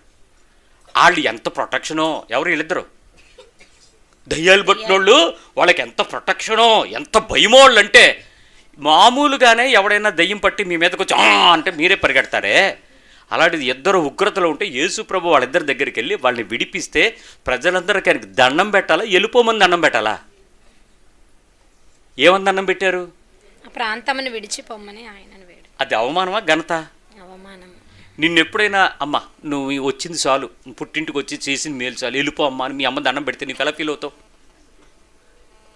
పుట్టింటికి వచ్చినాక మీ అమ్మ దండం ఎందుకు పడద్ది? నీ తట్టుకోలేక, నీ నోరుకి భయపడిపోయి, నీ చేష్టలకి, నీ మాటలకి, నీ పద్ధతులకి, నీ విచిత్రమైన దయ్యపు చేష్టలకి. దయ్యపు చేష్టలు అంటే క్రైస్తవ దయ్యపు చేష్టలు అవి. క్రీస్తుని కలిగి ఉండి, రక్షణ పొంది ఉండి, పేరు మారు మనసు పొంది, సంఘంలో సభ్యత్వం ఉండి, నీ పిల్లల దేవుని ఉపదేశం పొందుతూ నువ్వు ఇంటికి వెళ్ళి దయ్య పేషాలు వేస్తే మరి నేనేమనాలి? నేను క్రీస్తుని తెలుసుకున్నాడువా, తెలుసుకున్న దానివా? అల్లుడు అయ్యుండి అక్కడికి వెళ్ళి నాయన నీకు రావాల్సిందంతా మా అమ్మాయితో పంపించేస్తా, ఇంకెప్పుడు మా ఇంటికి రాక అందంటే మీ అత్త ఏమనాలి నిన్ను? ఏం మర్యాద నీది? ఒక కూతుర్ని ఇంట్లో వాళ్ళు పొమ్మంటే, ఒక అల్లుడిని ఇంట్లో వాళ్ళు రావద్దంటే, ఒక కొడుకుని ఇంట్లో బాబు నువ్వు రాకరానైనా, నువ్వు అక్కడే ఉండరా, నీకేం కావాలో ఆస్తి కాగితాలు పంపించేస్తాను, రిజిస్టర్ చేసేస్తాను రా అంటే, తండ్రి ఇవన్నీ పెద్ద దయ్యాలు మనవే. సో ఇప్పుడు అలా ఉంది. ఇప్పుడు నీకు దండం పెట్టేశారు అనుకుందాం అలాంటి వాళ్ళు, అది ఘనత అనుకుంటావా, అవమానం అనుకుంటావా? నేను ఇప్పుడు మీకు చెప్తుంటే మీకు సంతోషం ఎలా వచ్చింది తెలుసా? అయితే నేను అయిపోయింది దేవుని ఇల్లు అన్నట్టు. ఎందుకు ఈ చేష్టలు మీరు చేయడం వచ్చేసింది కదా. ఇది పనికి మాలిన పని చేసి చీత్కరించబడటం కాదర్రా, పరిశుద్ధమైన పని చేసి చిత్కరించబడ్డం. నువ్వు అలాంటి పరిశుద్ధమైన పని చేయడానికి వెళ్ళావా? ఎప్పుడు ఎవరిని దువ్వేద్దామా, ఎవరిని మీదకి ఎక్కేద్దామా, ఎవరిని రక్కేద్దామా, భక్షించుదామా, ప్రేమించి చచ్చిపోవడానికి వెళ్ళాలి తప్ప, ప్రేమ చేత వాళ్ళని అచ్చి ఉండేలాగా చేయాలి తప్ప, నీ చేత అసహించుకునేలాంటి ప్రవర్తన ప్రవర్తించి అది ఆత్మీయత అనుకుంటే, నువ్వు భక్తి అనుకుంటే, నీ నోట్ల పాటలు, నీ నోట్ల మాటలు, నీ నోట్ల ప్రార్థనలు ఈ అంతా యేసుప్రభు విసిగిపోవడానికే కానీ నీ పక్కన దీవించడానిక. ఈ సేన అనే అంత అవమానం జరిగితే అంత అవమానాన్ని ఆయన భరించి వెళ్ళిపోండి బాబో అని బతిమలాడుకుని ఆయన తోసేస్తుంటే ఎలా ఫీల్ అయ్యి ఉంటాడు? వాళ్ళని రక్షించాడు, వాళ్ళకి విమోచించాడు, వాళ్ళ పరిస్థితులన్నీ పోయాయి. ప్రాబ్లం ఏంటో చెప్పనా? వాళ్ళు ఆత్మ సంబంధమైన వాటిని వెతకటలా ఆర్థిక సంబంధమైన వాటిని వెతుకుతున్నారు. ఒక్కొక్క పంది సుమారు ఈ రోజుల్లో లెక్కేస్తే 15,000 తక్కువ ఉండదు. అలాంటిది లెక్కలేస్తే కోట్ల రూపాయల నష్టం వాళ్ళకి. అందుకే యేసుప్రభు కావాలా, డబ్బులు కావాలా? ఆయన దయ్యాలను వదలగొట్టి సేన అనే దయ్యాలను విడిపించి చేసిన రక్షణ వాళ్ళ కళ్ళ కనపట్ల ఆర్థిక నష్టం కల్పించి పొమ్మన్నారండి. ఇంకా కిందకి రండి, 11వ అధ్యాయం మత్తయి సువార్త 19వ వచనం చూడండి. ఎంత అవమానమో, ఆయన లైఫ్లో చేసిన మంచి పని కల్లా దొరికింది అవమానమే. 11వ అధ్యాయం 19వ వచనం. మనుష్య కుమారుడు తినుచును త్రాగుచును వచ్చెను గనుక ఇదిగో వీడు తిండిబోతు మద్యపానీయు సుంకరులకును పాపులకును స్నేహితుడునని వారు అనుచున్నారు. అయినను జ్ఞానమని దాని క్రియలను బట్టి తీర్పు పొందును అనెను. యేసుప్రభుని ఏమన్నారండి వాళ్ళు? తిండిబోతు, మద్యపాని, సుంకరులకు పాపులకు స్నేహితుడని వారు అనుచున్నారు. జ్ఞానమని సంతకీర్తుల్లో వెర్రికెక్కలేస్తుంది అంటాడు. ఏమిటి వాళ్ళ జ్ఞానము? ఎందుకు వాళ్ళ జ్ఞానం వెర్రికెక్కల వేస్తుందని అన్నాడు? వాళ్ళు చేస్తున్న పనేంటి? ఆయన చేస్తున్నటువంటి పర్పస్ ఏంటి? ఎందుకు వచ్చాడు? ఏం చేస్తున్నాడు? యేసు ప్రభువుని ఎవరైనా ఈ పదాన్ని బట్టి ఆయన తిండిపోతూ అన్నాం అనుకోండి, ఏమనుకోవచ్చు? ఆయన ఎక్కడ తిండిపోతుగా ఉన్నాడు? ఆయన చేసిన పని ఏంటో తెలుసా? శనివారం సబ్బాతు దినంలో మామూలుగా నడిచి వెళ్ళిపోతూ వెన్నెలు తుంచుకుని తింటూ ఉంటే ఆయన కూడా తిన్నాడు, ఆకలేసింది తిన్నాడు. వెంటనే మనుషులు వచ్చి ఇవాళ సబ్బాతు, నోట్లో ఏం తినకూడదు, నువ్వు తిన్నావు, నీ శిష్యులు తిన్నారు, నువ్వు తిండిపోతాడు అన్నారు. ఏమండి, నీకు షుగరు అల్లలాడిపోతుంది, ప్రాణం గిలగలాడిపోద్ది, ప్రాణం షుగర్ ఉన్న వాళ్ళకి తెలుసుద్ది. ఆ టైంలో వాడికి తినకపోతే చచ్చిపోతాడు. హైపోగ్లిసేమియా, కళ్ళు బసకలు గమ్మి కొమ్మలో పోతాడు. కాబట్టి ఖచ్చితంగా వాడికి తిండి పెట్టాలి. స్పూన్ చెంచా షుగర్ అయినా వేయాలి, లేకపోతే ఏదో ఒకటి పెట్టాలి. ఇప్పుడు అలా తిన్నావు అనుకోండి, అచ్చచ్చా ఈరోజు సబ్బాతు నువ్వు తిన్నావు అన్నావు అనుకో, అర్థం ఏంటి? ఈయన మనుష్య కుమారుడు ఆ రోజుకి ప్రభు అయి ఉన్నాడు.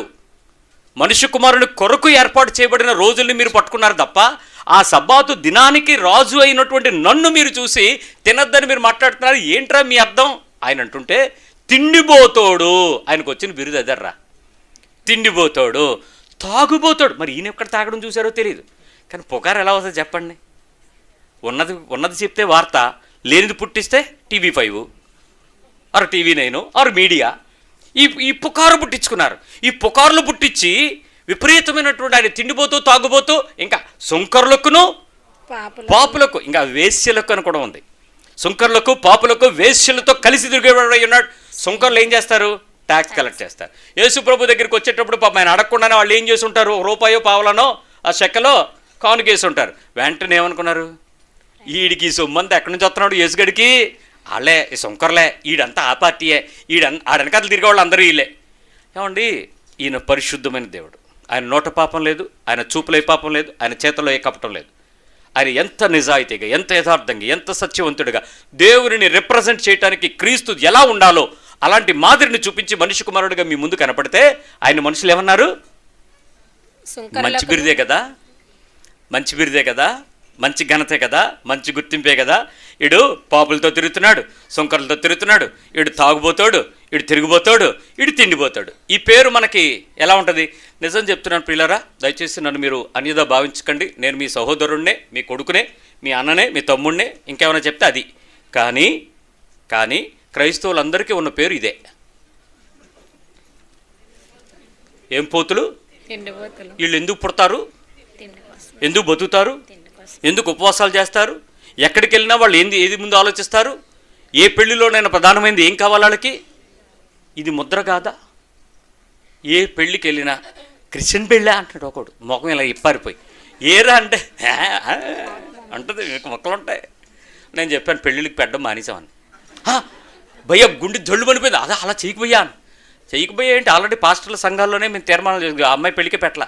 పాస్టర్ గారు అమ్మాయి ఇక్కడ కూర్చుంది. చెప్పాం, పాస్టర్ గారు ఒప్పుకున్నారు. అయ్యా వద్దండి అన్నాడు. ఆయన ఏమన్నా అనుకుంటారు, అనుకోనే ప్రభు ఏమనుకుంటాడో ఆలోచిద్దామని. అన్న నువ్వు ఉన్నావు నా పక్కన, పెట్టనన్నాడు. అంతే, పెట్టలే. పాస్టర్లు అందరూ వంకాయ కూరే, వంకాయ పట్టని కూర్చుని ఇంకేమన్నా దాకొద్దేమో చూస్తారు. రాదని చెప్పాను. మీకు అలవాటైపోయింది వెనక నుంచి సట్టి దాకకుండా తిప్పించడం. అయ్యేం రావు, బొరుసులో ముంచి బయటికి లేపి ఎంత వస్తే అంత ప్రధాన యాజకుడు తిండి తిని పాత నిబంధన. ఈడికేది అలవాటు అయిపోయింది. కుడి జబ్బా ఏం రాదు, అంతా వంకాయ పట్టిన తినేనా సాంబార్ వేసుకుని ఇది చూసి వెళ్ళిపెట్టేవాడు. పాస్టర్ గారిని అడిగారు, అయ్యి ఏంటండి ఇలా పెట్టారు? మళ్ళీ యానాలు భోజనాలు ఏమన్నా ఇంకేం ఉండవు సార్, ఇదే భోజనం, వన్స్ ఫర్ ఆల్ ఫినిష్. తిండి బోతులం కాకూడదని ఆలివ్ అన్న చెప్పాడు. సేవకులం కదా నేర్పిద్దామన్నాడు. అందుకని ఉందండి. ఆలివ్ అని చెప్పాడా? మా ఇంటికి పిలవకూడదు, అయితే మా పెళ్ళికి పిలవకూడదు, పిలితే వద్దంటాడేమో. తిండిపోతులు కాకండర్రా అని ప్రభు చెప్తుంటే తిండికి తప్ప దేనికి ప్రాధాన్యం ఇవ్వని క్రైస్తవ్యంలో మనం పెరుగుతున్నాం. సరే, ఆ పేరు వేరు, ఈ పేరు వేరు. కిందకు వచ్చేయండి. 12వ అధ్యాయం 22వ వచనం, Matthew 12:22. అప్పుడు దెయ్యము పట్టిన గుడ్డివాడును మూగవాడునైన ఒకడు ఆయన యొద్దకు తేబడెను. ఆయన వానిని స్వస్థపరిచినందున ఆ మూగవాడు మాట్లాడు శక్తియు చూపును గలవాడాయెను. Very good. అందుకు ప్రజలందరూ విస్మయముంది, ఈయన దావీదు కుమారుడు కాడా అని చెప్పుకొని చుండిరి. పరిసయ్యులు ఆ మాట విని వీడు దెయ్యములకు అధిపతి అయిన బయల్జబూను వలనే దెయ్యములను వెళ్ళగొట్టుచున్నాడు, కానీ మరి ఒకని వల్ల కాదు అనిరి. వాళ్ళకి ఏం కావాలనుకున్నారు? ఏం జరిగింది? ఇక్కడ ప్రాబ్లం ఏంటి? అక్కడ దెయ్యములు పట్టాడు, గుడ్డోడు మోగోడు ఆయన దగ్గర ఉన్నాడు. మొత్తానికి ఆయన బాగు చేశాడు. ప్రజలందరూ విస్మయం పొందారు. దేవుని కుమారుడు దావీదు వంశంలో వచ్చినటువంటి కుమారుడు అని చెప్పుకుంటుంటే పరిసయ్యులు ఆ మాటకు వచ్చి ఏమన్నాడు? దెయ్యములకు అధిపతి అయిన బెల్జబూలు వలనే దెయ్యాలను వెళ్ళగొడుతున్నాడు. యేసుక్రీస్తు నామంలో మార్కు సువార్తలో ఉన్న వచనం ఏంటంటే, నా నామమును మీరు దయ్యములు వదలగొడతారు. విషకరమైనది ఏదైనా మీ మీద ప్రయోగం చేస్తే, అంటే మీరు కోరుని తాగి చాలం చేస్తే కాదు, మీ మీద ప్రయోగం చేస్తే మీరు సావరం. కాబట్టి పాములను ఎత్తి పట్టుకుంటారు, మీకేం అవ్వదని చెప్పాడు. నేను పార్వతీపురం వెళ్ళిన వెంటనే మేము పడుకున్నది పాముల మధ్యలో, మేము తిరుగుతున్నది ఇప్పటికీ పాములతోనే. పొద్దున్న పాము తప్పించుకుంది, దానికి ఆయుష్ ఉందేమో, గోతులో దూరిపోయింది. సరే వదిలేసాం, నీ టైం వచ్చినప్పుడు దొరుకుతలే అనుకున్నాం. పాములతోనే బతుకుతున్నాం. ఈ రోజుకి ఎవడో పాముల వల్ల చచ్చిపోలేదు. We are so happy because the promise of the word పట్టుకుని వెళ్ళాం. సో ఆ ఊర్లోకి వెళ్తునేటప్పుడు ఒకసారి సామాన్యంగా ప్రజల మధ్యలో నడిచి వెళ్తునేటప్పుడు దయ్యం పట్టినటువంటి ఒక అమ్మాయి ఎదురుగా వచ్చి, మా ఊరు ఎందుకు వచ్చావురా అని దబ్బును పడిపోయింది. అది అరిసింది ఉంచుంటే నేను ఏదైనా మాట్లాడుతున్నాను, అది పడిపోతే నేనేం చేద్దును, అది పడిపోయింది. పడిపోయిన తర్వాత లేచి నాకేటయింది అంది. దయ్యం పోయింది ఇలా అన్నాను. ఇంకా అక్కడి నుంచి దయ్యాలు పట్టిన వాళ్ళందరూ మా దగ్గరికి రావడం మొదలుపెట్టారు. మొదలు పెట్టడం మాత్రమే కాక, గాంధీ వచ్చాడురా, ఇక్కడ కుటుంబాలు కొన్ని ఉన్నాయి. ఈ కుటుంబాలు వాళ్ళని అడిగితే చెప్తారు, నా పేరేంటో తెలుసా, దయ్యాల పాస్టర్. నేను దయ్యాలు పట్టినోడ్నా? నాకు దయ్యం ఉంటే దేవుని వాక్యం మాట్లాడతానా? యేసు ప్రభు వదలగొడుతున్న పవర్ దేవుని కుమారుడు. ఆయన ఏమన్నారు? దయ్యాలకు హెడ్ బయల్జుబుల్. వీడు దయ్యాలను వదలగొడుతున్నాడు అంటే దయ్యాలకు హెడ్ను పట్టుకున్నాడు వీడు. ఆ హెడ్ వల్ల దయ్యాలు పోతున్నాయి. యేసు ప్రభు తెలివిగా ఒక మాట అన్నాడు, అరే పిచ్చోళ్ళారా, దయ్యాన్ని ఎప్పుడైనా పోగొట్టుకుంటుందరా, కలుపుకుంటుంది కానీ అన్నాడు. అప్పుడు షాక్ వచ్చింది వాళ్ళకి. అంతవరకు ఆయన పేరేంటి? ఇప్పటికీ మా ఊర్లో కొంతమందికి నా పేరు అదే, దయ్యాల పాస్టరే. ఎత్తుక దయ్యాలను వదలగొట్టడమే స్వస్థతావరం కలిగిన దైవజనుడు, దయ్యాలను వదలగొట్టి దైవజనుడు. ఈ ప్రచారాలు మాకు ఎప్పుడు జరగలే. కానీ ఎక్కడో ఊర్లో వదలకపోతే అది చెప్పుద్దంట, నన్ను ఆలివి దగ్గరికి తీసుకెళ్ళండి, నేను వెళ్ళిపోతానని. దాన్ని ఎవడు చెప్పమన్నాడు? నేను చెప్పమన్నా? అది ఆటో ఎక్కి బస్సులు ఎక్కి తీసుకొచ్చి మధ్యపాలెంలో కళ్ళ ముందు పడేసిన వాళ్ళు ఉన్నారు. ఎవడు తీసుకురండి? ఇదే చెప్పిందండి, మీ అడ్రస్ ఎక్కడ ఉందని. ప్రభువా ఏంటి ప్రభు అంటే, అవతల పాపు ఈరుబాబు, యువతల వైపు ఆలివ్ బాబు. మధ్యపాలెం జమి మీ ఇంటి వైపు అవతల మధ్యపాలెంలో ఏంటంటే 2 మంగళవారాలు వస్తాలే. ఆడు మంగళవారం ఉంటాడు, యువతల ఆలివ్ బాబు మంగళవారం ఉంటాడు. ఏంటి దయ్యాలు గోలా? దేవుని శక్తితో మాట్లాడేటప్పుడు ప్రజలకు మనకు వచ్చేటువంటి గొప్ప అభిమానం ఏంటి? దయ్యాలు. యేసు ప్రభు మాట్లాడా? అతను నిజంగా పరిశుద్ధమైన దేవుని కుమారుడా? బట్ దయ్యాలంటే ఎందుకు యాక్సెప్ట్ చేశాడు? అవమానాన్ని పాత్రగా తీసుకోవటం ఆయన చిత్తం. లోక సువార్త గమన 9వ అధ్యాయం 51వ వచనం, Luke 9:51.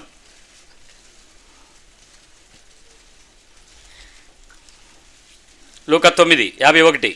ఆయన పరమునకు చేర్చుకొనబడు దినములు పరిపూర్ణ మగుచున్నప్పుడు ఆయన యెరూషలేమునకు వెళ్ళుటకు మనసు సిద్ధపరుచుకొని తనకంటే ముందుగా దూతలను పంపెను.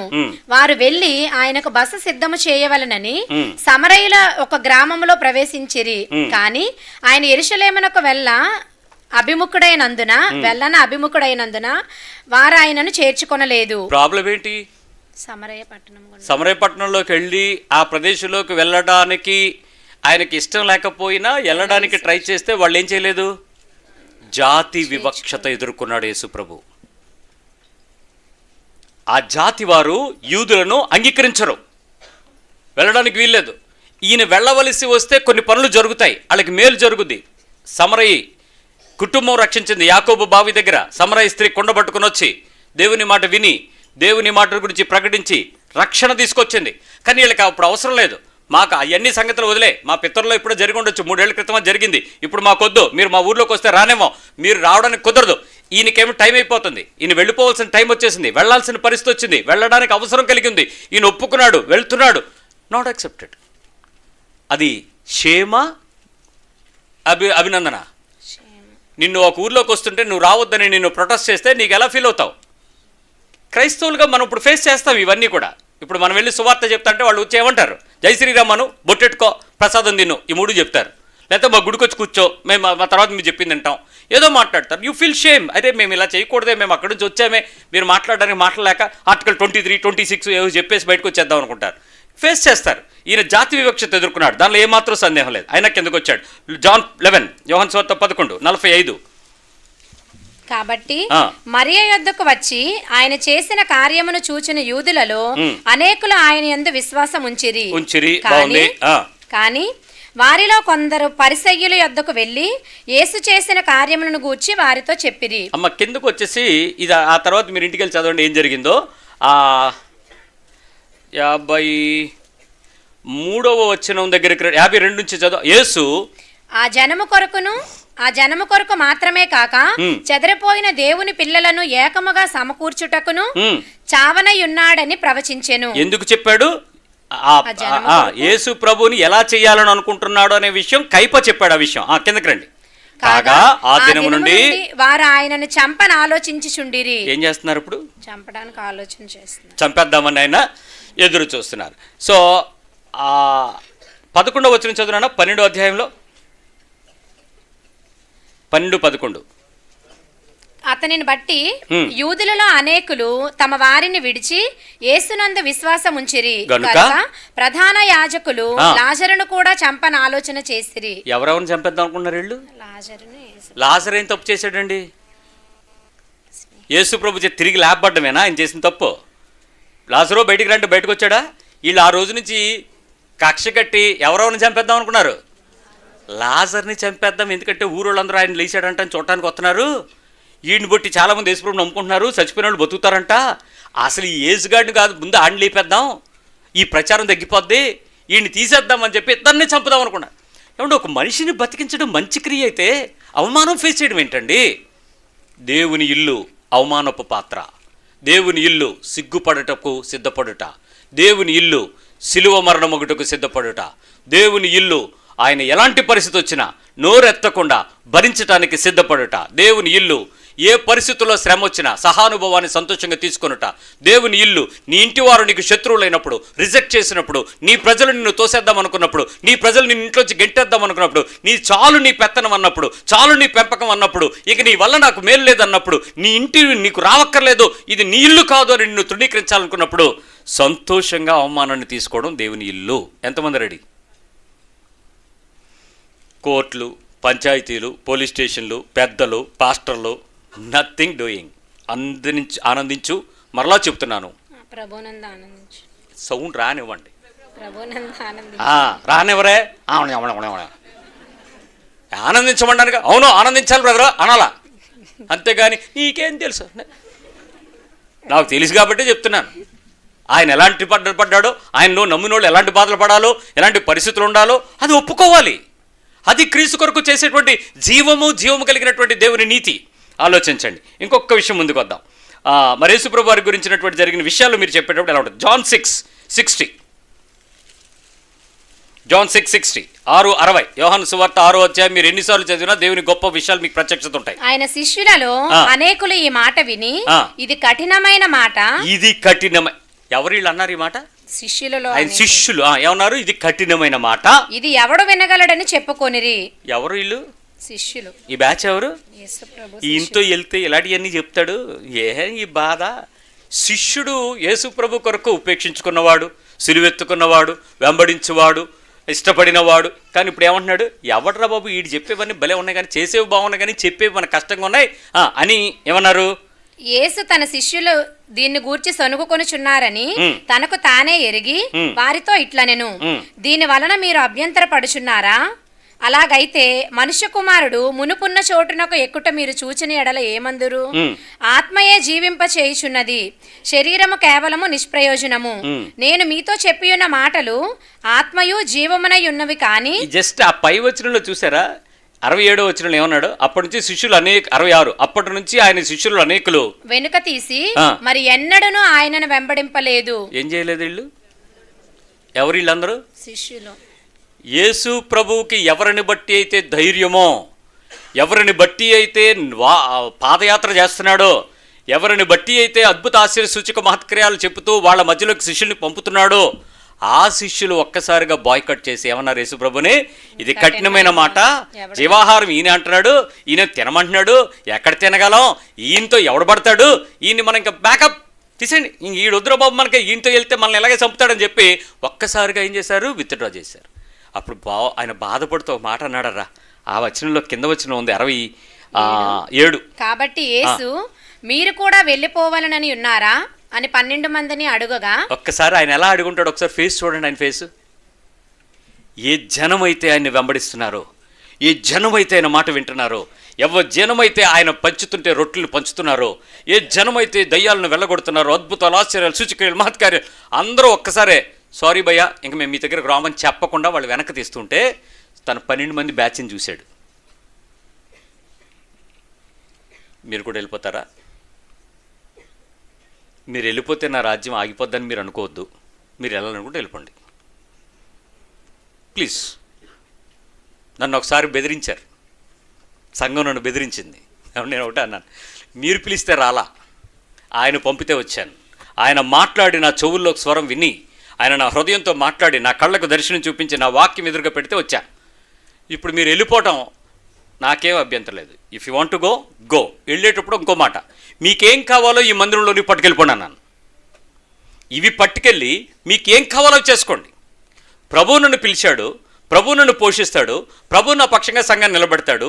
ఎవరేం చేసినా నాకేం అభ్యంతరం లేదు. మీరు వెళ్ళిపోవాలనుకుంటే మాత్రం నేనేమి ఆటంకించాను, వెళ్ళిపోను. నేను రాత్రి మేము మాట్లాడుతుంటే మా పిల్లలతో కొంచెంమంది మాట్లాడుతూ రాత్రి ఒక మాట చెప్పాను, నువ్వు లేకపోతే ఈ పని ఆగిపోద్దు నువ్వు అనుకుంటే నీ భ్రమ. వెళ్ళిపోవాలనుకుంటే రాత్రి వెళ్ళిపోన్నాను, ఇప్పుడు వెళ్ళిపో, నీకేం కావాలో చెప్పు, ప్యాక్ చేసి ఇచ్చేస్తాను, వెళ్ళిపోదు. కానీ నువ్వు ఉంటే ఏదో అవుతుంది, నేనుంటే చేస్తున్నాను, నా వల్ల ఏదో అవుతుంది. యేసు ప్రభుకున్న ధైర్యం ఏంటంటే అవమానం ఆయనకు మంచినీళ్ళు తాగడంతో ఈజీ. ప్రజలందరూ వదిలేస్తే ఒంటరిగా కూర్చుని ఏమి ఏడవడండి. ఆయన విశ్వాసంతో ప్రారంభిస్తాడు. ఎందుకంటే పరిచర్య ప్రారంభించినప్పుడు ఆయన ఒంటరివాడే, ముగించేటప్పుడు కూడా ఒంటరివాడే సిలువు మీద, అంతే. కాబట్టి ఆయనకేం పెద్ద ఫర్క్ ఏం పడదు.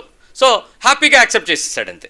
ఈరోజు నీ జీవితంలో నువ్వు ఒంటరి అయిపోయినప్పుడు వాళ్ళు కూడా వెళ్ళిపోతున్నారని ఫీల్ అవుతున్నావా? వెళ్ళిపోయిన రోజు అమ్మో వెళ్ళిపోతున్నారని భయపడుతున్నావా? నీ ఇంట్లో వాళ్ళు నిన్ను వదిలేసిన, నీ కుటుంబం నిన్ను వెలివేసిన, నీ జనం నిన్ను పట్టించుకోకపోయినా, నీ ఆఫీస్ నీకు సెండ్ ఆఫ్ ఇచ్చేసి బై బై అని చెప్పేసిన, నథింగ్ టు వరీ. అవమానాన్ని పాత్రగా తీసుకోగలిగిన వాడు దేవుని ఇల్లు. అర్థమవుతుందా? ఏ అవమానమైనా తీసుకోవడానికి రెడీ అయిన వాడే దేవుని ఇల్లు. ఎలాంటి అవమానమైనా తీసుకోవడానికి సంతోషంగా ఎదుర్కొనేవాడే దేవుని ఇల్లు. పిల్లలు అనుకుంటారు మాకు ఇలాంటి ఏం జరగవని. ఇప్పుడు పాట వినేసావు కదా, ప్రాక్టికల్స్ ముందుంటాయి. ఇక్కడ చూద్దాం, మత్తయి సువార్త 26వ అధ్యాయం, Matthew 26. క్విక్గా 2 మాటలు, ఇంకా చాలా రిఫరెన్స్లు చెప్పాలి, బట్ మేజర్ ఇష్యూస్ మీకు చెప్పేస్తున్నాను. Matthew 26:67. అప్పుడు వారు ఆయన ముఖము మీద ఉమ్ము వేసి, ఏంటి? ఆయన ముఖము మీద ఉమ్ము వేసి ఆయనను గుద్దిరి. కొందరు ఆయనను అరచేతులతో కొట్టి, క్రీస్తు నిన్ను కొట్టినవాడెవడో ప్రవచింపుము అనిరి. ఇప్పుడు అలాంటి మాటలు చెప్తే, ఉమ్మేసి గుద్దితే, అసలు జనరల్గా మనం హ్యాక్ అంటేనే అసహ్యంగా చూస్తాం. ఇదేంట్రా బాబు చిత్కరించుకున్నాడు అని. ఎక్కడేసారంటే ఆ ముఖం మీద డైరెక్ట్గా ఫేస్ మీదకి వచ్చి ఉమ్ము వేసి గుద్ది. చెప్పు ఇప్పుడు ప్రొఫెసీ చెప్పు, ఎవడు కొట్టాడు చెప్పు చూద్దాం. వెనక నుంచి ఒకడు కొట్టుంటాడు, ముందు నుంచి ఒకడు తరిసి ఉంటాడు, ఈయన ఇలా తిరిగేలో పక్కన గుద్దుంటాడు.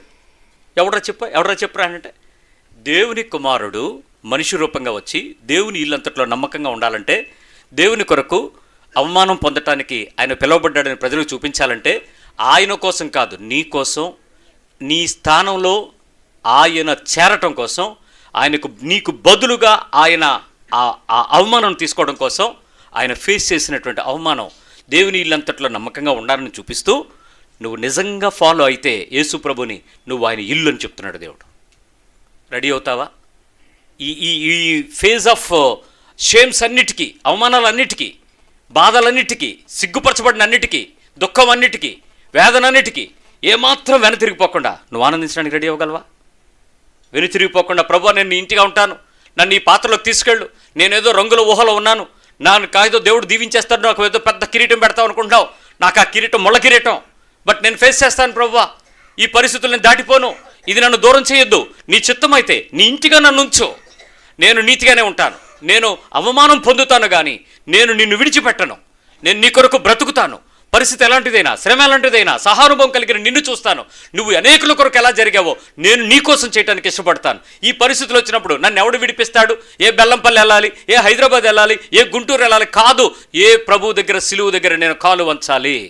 ఆ యేసు నా ఇంట్లో ఉన్నాడు, నా వాక్యం నా ముందు ఉంది, నేను శ్రమ పడతాను, సహానుభవం కలిగి ఉంటాను, నేను దీని విషయంలో తిరుగుబాటు చేయను, మనుషుల మీదకు రెచ్చిపోను, మనుషుల మీద తీర్మానాలు వాద్యాలు వెయ్యను, మనుషుల మీద నేను అసహ్యంగా ప్రవర్తించను, అభ్యంతరపడను. ప్రభువు ఎలాగైతే ఇన్ని ప్రజలు ఇంతమంది చేసినా ద ఓన్లీ వన్ స్టేట్మెంట్, తండ్రి వీరేం చేస్తున్నారో వీరెరుగరు కనుక వీరందరినీ నేను క్షమిస్తున్నాను, మీరు క్షమించండి. ఇంకేమీ లేదు స్టేట్మెంట్. నేను ఫేస్ చేయడానికి వచ్చాను, ఇది నా పిలుపు, ఇది నేను దేవుని ఇంట్లో నమ్మకంగా ఉన్నానని తండ్రి చెప్పాలి అని అంటే దానికి తగ్గ అవమానాన్ని నేను పొందాలి. మోషే 10 సార్లు పొందాడు, మోషే 10 సార్లు పొందితే ఈయన 30 సార్లు పొందాడు. ఒకసారి 2 సార్లు కాదు, 3.5 సంవత్సరాల పాటు కంటిన్యూస్గా చేసింది అవమానపు పాత్ర. ఒక్కరోజు సుఖపడినట్లేదు. మనిషి కుమారుడు తలవాల్చుకుంటూ ఒక స్థలం లేదని ఏడ్చాడు. ఏ రోజు ఎక్కడికి వెళ్ళినా శిష్యులు ఏమన్నా గనపరిచారా? వాళ్ళు లేనిపోయి లిటిగేషన్లే. జనం ఏమైనా ఒప్పుకున్నారా? తింటున్నారు, తాగుతున్నారు, అనుభవిస్తున్నారు. వీడేమో వ్యభిచారి, సొంకరి, వీడు తాగుపోతాడు, తిండిపోతాడు, తిరిగిపోతాడు. ఏంటి మాట? ఏ మాటలో కూడా సంతోషం లేకపోయినా దేవుని కొరకు నమ్మకంగా సిలువకు అప్పగించుకునేంత వరకు యథార్థంగా నిలబడిన వాడు మనం ప్రకటిస్తున్న యేసు. అలాంటి అనుభవానికి నిన్ను పిలిస్తే నువ్వు యేసు ప్రభు పేరు పెట్టుకుని దీవెనలు కావాలా? యేసు ప్రభు నా నేమ్ షేక్ నువ్వు ఆశీర్వాదాలు తెచ్చుకుంటావా? నీకెవడరా వాగ్దానాలు ఇచ్చింది? ఎవడో వాగ్దానాల ప్రకారం నీకు నెరవేరుస్తానని బైబిల్ చెప్పిందని చెప్పాడు నీకు? వాడందరూ దోచుకున్న వారు దొంగలో. ఆ మాటలు చెప్పి మిమ్మల్ని ఆకర్షిస్తున్నారు. ప్రభు చెప్తున్నాడు, ఇది కడవరి గడియ. నువ్వు శరీరం అంతటిని నల్లగొట్టుకోవడానికి, మనసంతటితో కృంగిపోవడానికి, హృదయం అంతటితో దుఃఖం పొందడానికి, నీ కళ్ళంతా కూడా నిండి ప్రభు వైపు ఎత్తడానికి, నీ జీవితంలో ప్రతి అవమానపు పాత్రను నువ్వు ఎత్తుకోవడానికి పిలువబడతావు. నువ్వు దేవుని ఇంట్లో నమ్మకంగా ఉండాలనుకుంటే. జరుగుతున్న క్రియలు, జరగాల్సిన ఆశీర్వాదాలు, ప్రార్థనలకు సమాధానాలు ఇవేమీ బోనసులు కావు. అవన్నీ ఆటోమేటిక్గా నీ జీవితంలోకి వచ్చిన నీ అవమానపు పాత్రను ఎవడో తక్కువ చేయలేడు, ఎవడో తగ్గించలేడు. ఇది క్రైస్తవ్యం. అనుభవించడానికి రెడీగా ఉండు. ఇది కాని క్రైస్తవ్యానికి ఎవడో ఏదో చెప్తే నీకు దండం పెడతాను, వదిలేసి వెళ్ళిపో వాళ్ళ దగ్గరికి. పోయేది ఎలాగో నరకానికి. పో, ఎక్కడ ఆశీర్వాదాలు ఉంటాయి అక్కడికి, ఎక్కడ దీవులు ఉంటాయి అక్కడికి. కానీ బైబిల్ చెప్తుంది, క్రీస్తు వంటి సహానుభవం లేనివాడు క్రైస్తవుడు కాదు. క్రీస్తు కొరకు సహానుభవం పొందడానికి ఇష్టపడిన వాడు క్రైస్తవుడు కాదు. సిలువను ఎత్తుకోకపోతే నువ్వు క్రైస్తవుడు కాదు. దేవుని వాక్యం ఖచ్చితంగా చెప్తుంది. నువ్వు దేవుని ఇంట్లో నమ్మకంగా ఉండాలంటే నువ్వు ఈ పాత్ర మూసి తీరాల్సిందే. ఎంతమంది సిద్ధంగా ఉన్నారు? నీ హృదయం ఎంతవరకు సిద్ధంగా ఉంది? ఒక మనిషి నీకు ఎదురు పడితేనే ఆ మనిషి నన్ను అంటాడా అన్న పౌరుషాలు వస్తున్నాయే. ఆడి చేత అనిపించుకోవడానికి సైలెంట్గా తలదించుకొని ఏం పర్లేదు ప్రొసీడ్ అని చెప్పగలవా? ప్రభుని అడుగుదాం. ఈ మాట ఇంకా అవ్వలేదు, ఇంకా వినాల్సిన సంగతులు చాలా ఉన్నాయి. ఆయన పొందిన ఆ అపహాస్యపు జీవితం నా జీవితానికి దేవుని యొక్క ఇంటిగా మార్చటానికే. ప్రార్థన చేద్దాం.